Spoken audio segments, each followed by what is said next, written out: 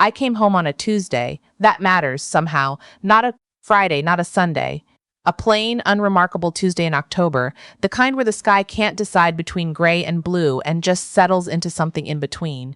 I'd been in Asheville for 11 days helping my sister after her knee surgery.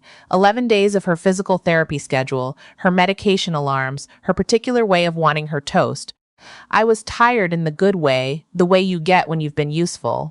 I remember thinking on the drive back through the mountain roads that I couldn't wait to just sit in my own chair with my own coffee and not set an alarm for anything. I pulled into the driveway at 4:30. My husband's truck was there, which surprised me. He'd told me he had a site inspection in Greensboro that week. I remember thinking maybe it got rescheduled. I didn't think anything more of it than that. The key didn't turn. I tried it twice, the way you do when you think it must be your own mistake. It went in fine. It just wouldn't turn. I stood there on my own front porch with my suitcase behind me and my key not working in my front door, and I thought, that's strange. I rang the bell. My husband answered in a shirt I didn't recognize.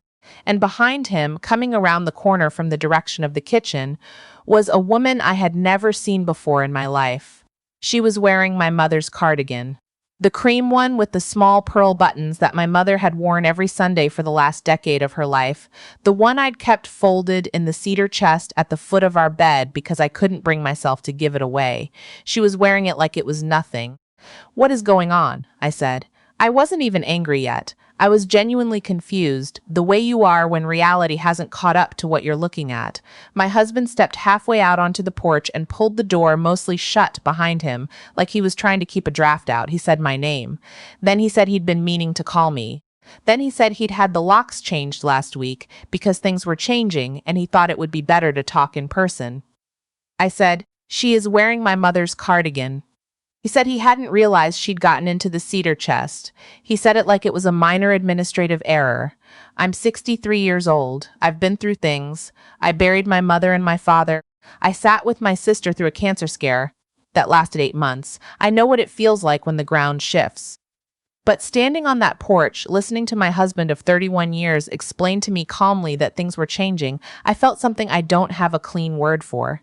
Not grief yet. Not rage yet. Something quieter and more total than either of those. I asked him where I was supposed to go. He said he assumed I could stay with my sister.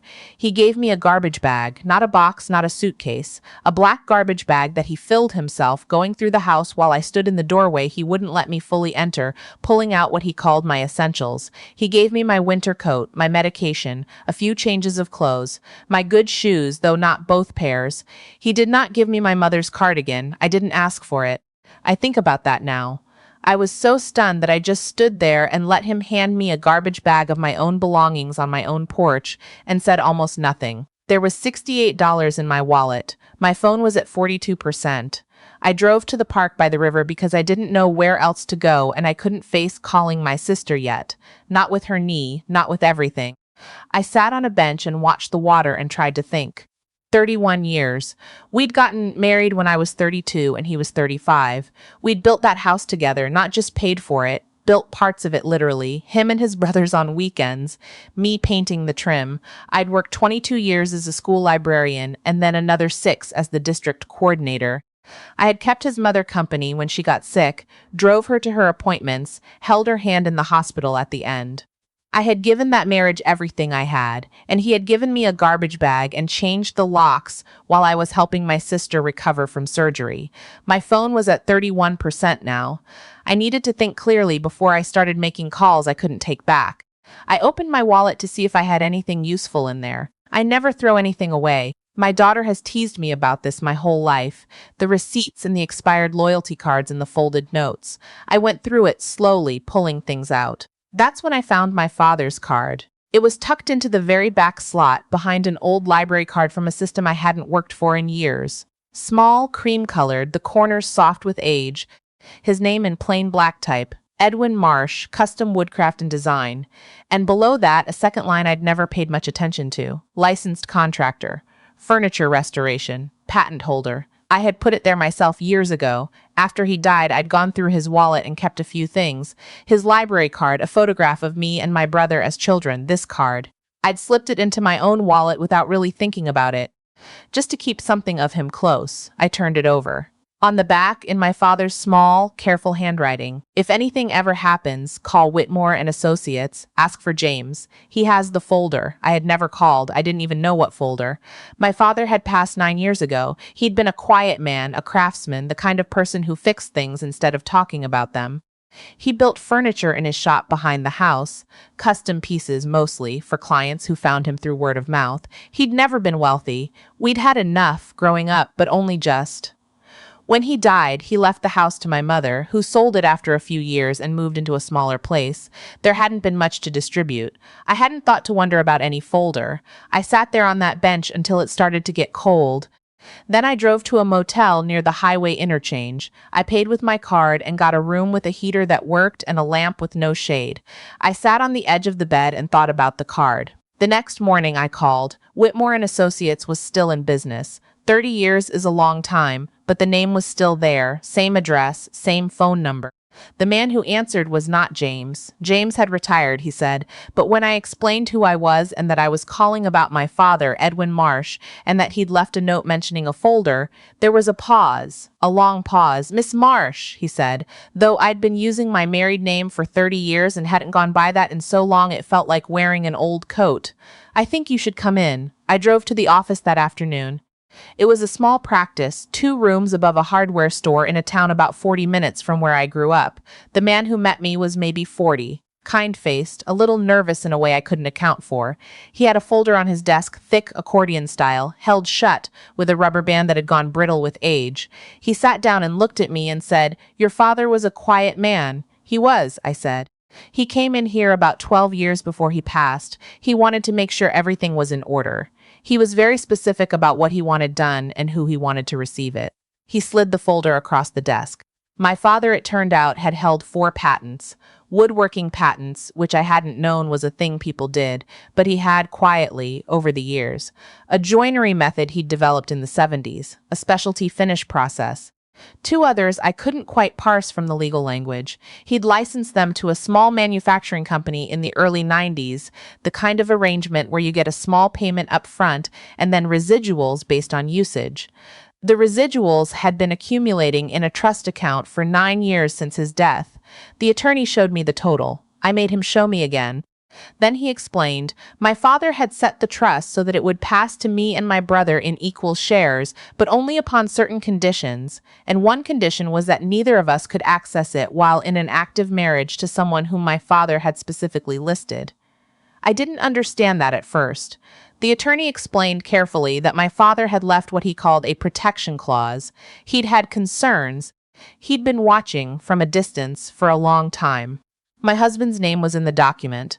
My father had never said a word to me about any of this. He'd sat across from me at the Thanksgiving table for 22 years with this knowledge tucked away and never said a word, just quietly built his protection around me and waited to see if I'd ever need it. I sat in that office chair and I cried for the first time since the porch. Not for the money, not exactly. For my father, who had seen something I hadn't let myself see, and who had loved me enough to do something about it without ever making me feel watched or doubted or ashamed. The attorney explained the next steps. Given my current situation, the condition was met. There would be paperwork. There would be a timeline. He said his office would handle most of it, and that I should also contact a family attorney about my marital situation, given that the trust would factor into any settlement. I called a family attorney that evening from my motel room. I found her through the Bar Association directory, a woman who specialized in late-stage divorce and asset protection. I want to say this carefully. I am not someone who likes confrontation. I spent 31 years adjusting myself around a man who did not adjust himself for me, and I'd gotten so used to making myself smaller that I'd almost forgotten what my actual size was. That call reminded me. She was direct. She asked questions I hadn't let myself think through yet. She said the lock change while I was out of state was legally relevant. She said the woman in the house was legally relevant. She said my name was still on the mortgage and that had not changed because he changed the locks. We filed within the week. I won't say the months that followed were easy. They were not. There were days I sat in my sister's spare room, her knee almost healed by then, and wondered if I had made a terrible mistake. There were days the paperwork felt endless, the waiting felt endless, the grief over 31 years of my life felt like something I'd never get to the other side of. But I also, in those months, started to understand what my father had built. Not just the trust, though that was real, and it mattered, and it changed things practically in ways I'm still adjusting to. But the thing he'd actually built was the confidence that someone had seen me clearly and thought I was worth protecting. That is not a small thing. Most of us go through our whole lives not knowing if anyone has really seen us. My father had, and he'd put it in writing, witnessed and notarized, and tucked into an accordion folder above a hardware store for 9 years, just waiting. I took some of the first disbursement and went back to that house, not to confront anyone. My attorney advised against confrontation, and I agreed with her. I went with a copy of the title and a letter from the court and a sheriff's deputy who was very professional and thorough. My ex-husband, by then in process, had been advised by his own attorney that this was coming. I walked through every room. I got my mother's cardigan from the bedroom closet where it had been pushed to the back. I got the photograph of my parents at their wedding that had hung in our hallway for 20 years. I got my grandmother's quilt. I got the seed catalog my mother had written notes in all through the margins in her particular slanted handwriting, the one I'd kept because her handwriting was all over it, and that felt like keeping her. I didn't take anything that was just mine out of habit, only the things that were mine in the way that can't be put in a document, the things that held somebody's hand, somebody's voice, somebody's particular way of being in the world. His girlfriend watched from the kitchen doorway. She didn't say anything, neither did I. The cardigan is on the back of my chair right now. I wear it on Sunday mornings. My mother would find that funny, I think, the idea that her old cream cardigan with the pearl buttons became a symbol of anything. She was a practical woman. She would say it's just a sweater and then she'd tell me to stop being dramatic. But she's not here to say that, and so I am allowed to think of it as exactly what it is.